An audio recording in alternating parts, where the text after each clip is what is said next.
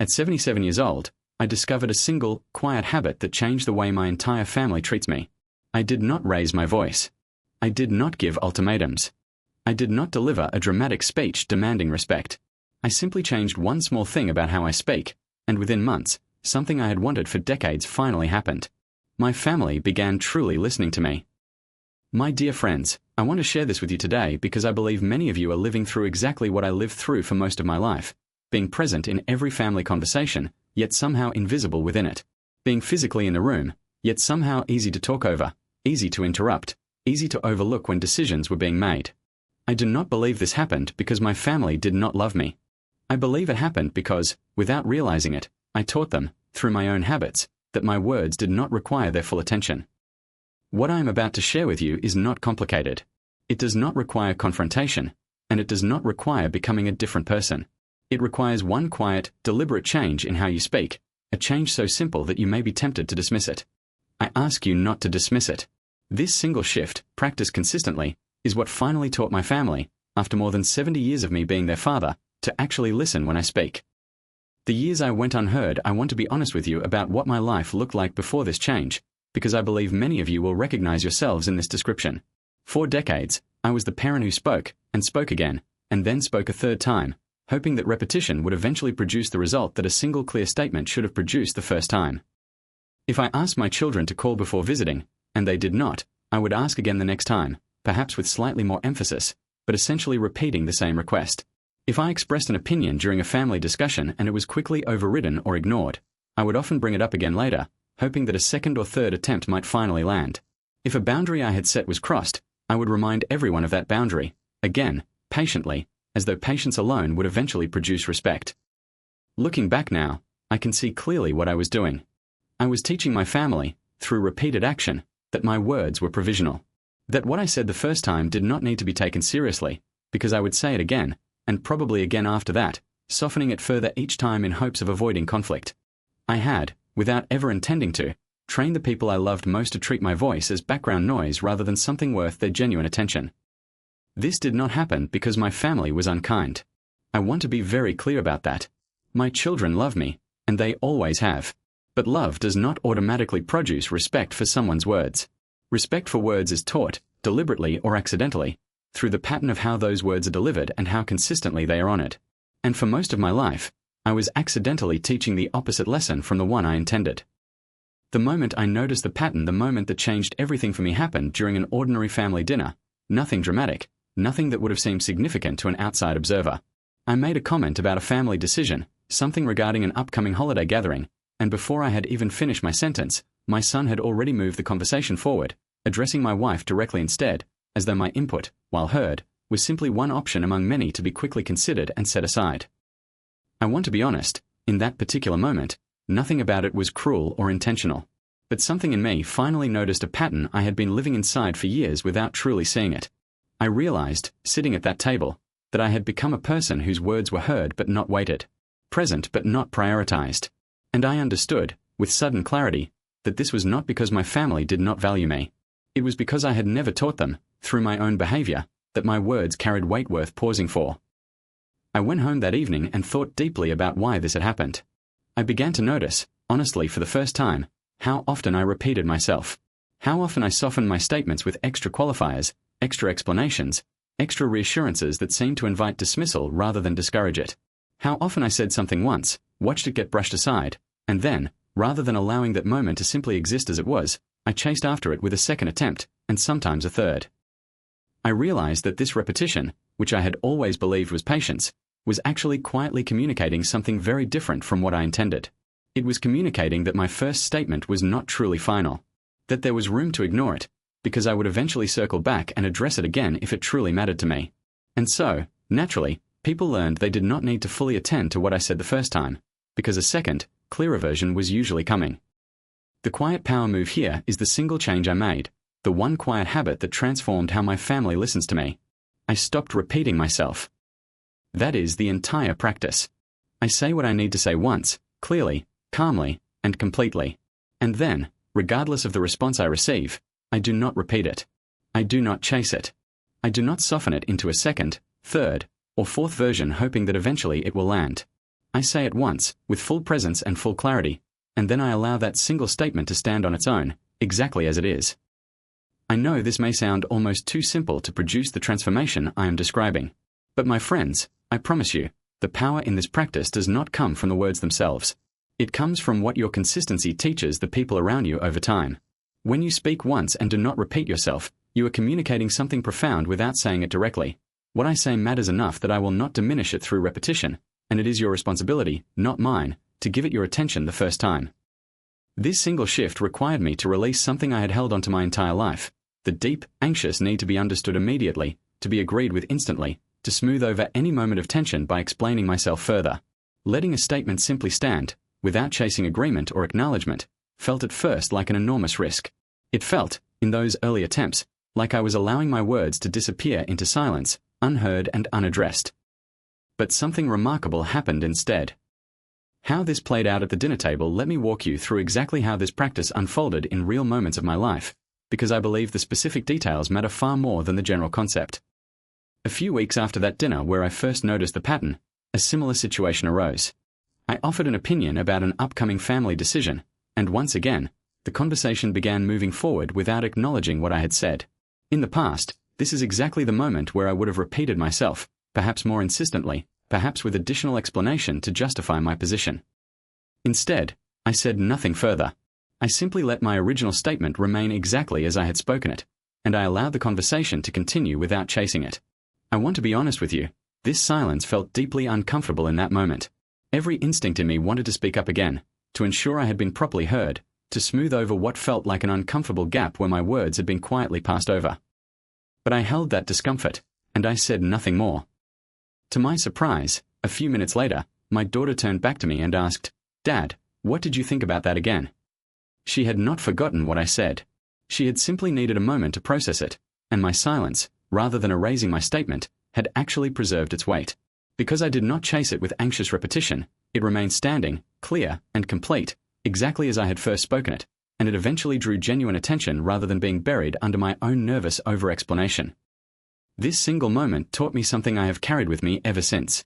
Silence after a clear statement is not weakness. It is not disappearing. It is allowing your words the dignity of standing on their own, without you undermining them through anxious repetition.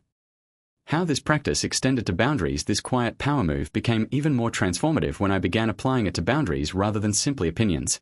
For years, when I set a boundary with my children, whether about visiting hours, phone calls, or how I wish to be spoken to, I would find myself repeating that boundary over and over, each time with a bit more explanation, a bit more justification, as though enough repetition would eventually produce the respect I was hoping for.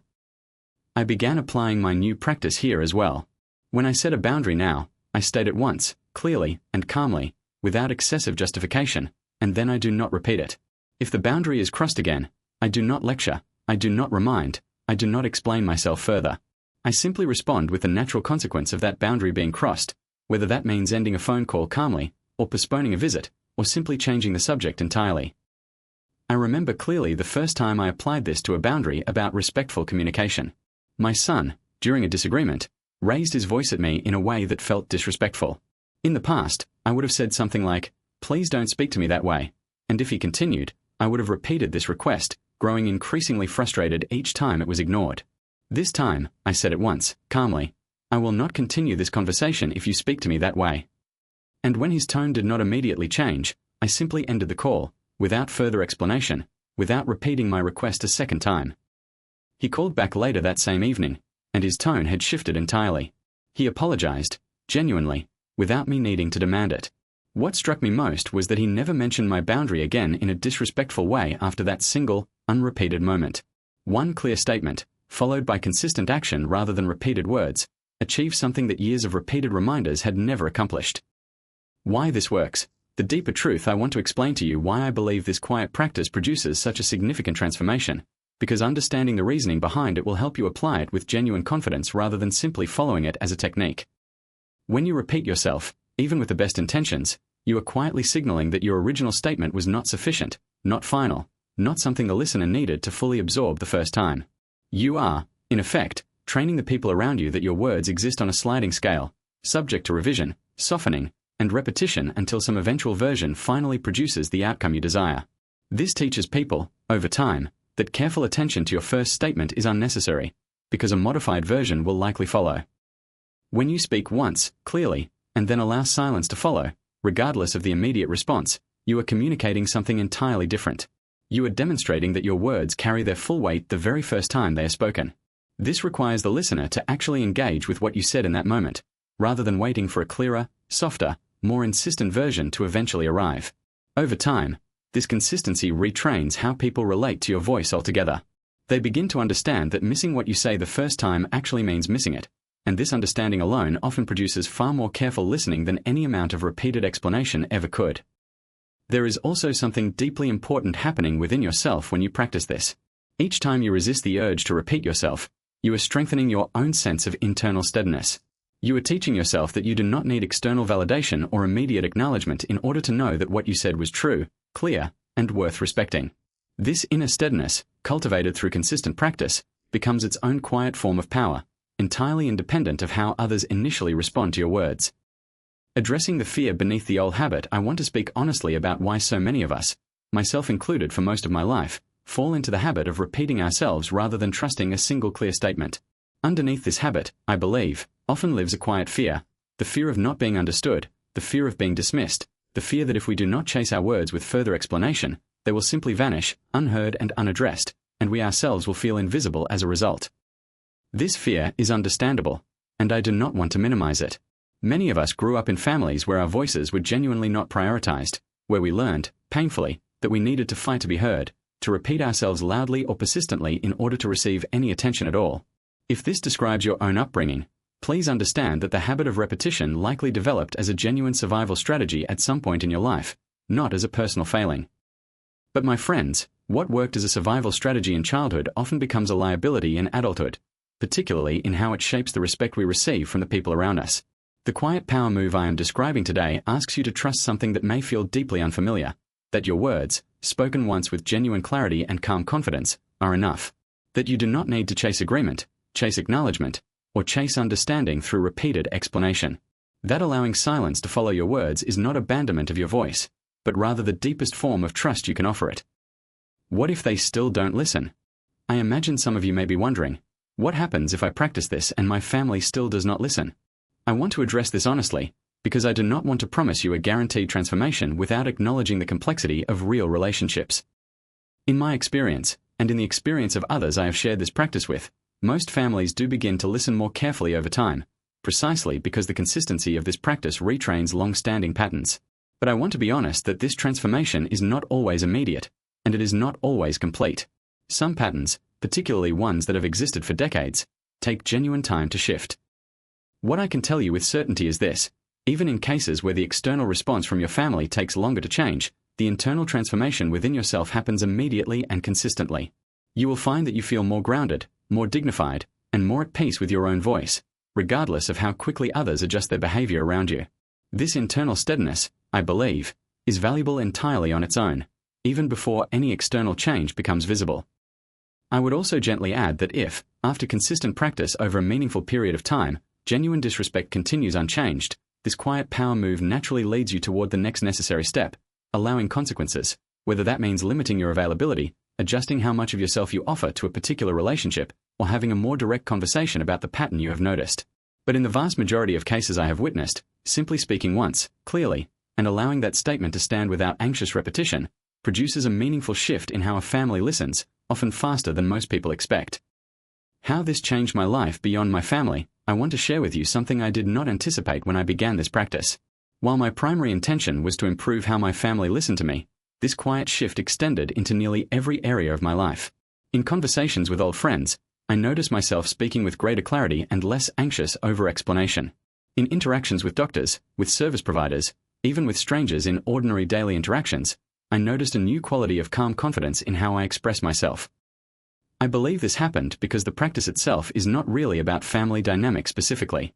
It is about something deeper, reclaiming your own relationship with your voice. For most of my life, I unconsciously believed that my words required external validation, immediate agreement, or visible acknowledgement in order to be considered legitimate. This quiet power move taught me something entirely different, that my words are legitimate simply because I have spoken them with honesty and clarity, regardless of how quickly or visibly others respond. This shift, though it began as a specific practice around family communication, ultimately became a broader transformation in how I carry myself through the world at 77 years old.